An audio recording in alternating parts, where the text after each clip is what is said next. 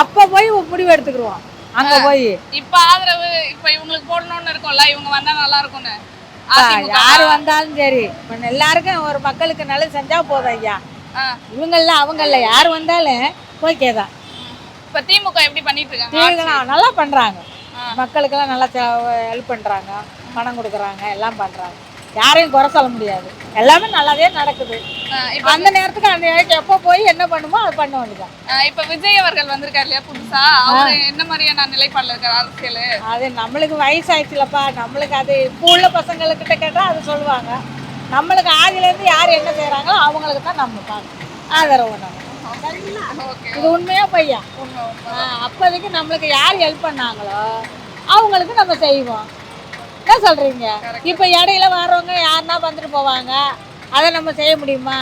அப்போ உள்ள இருந்து யார் செய்கிறாங்களோ அவங்களுக்கு செய்யலாம், அதான் நம்மளோட முடிவு.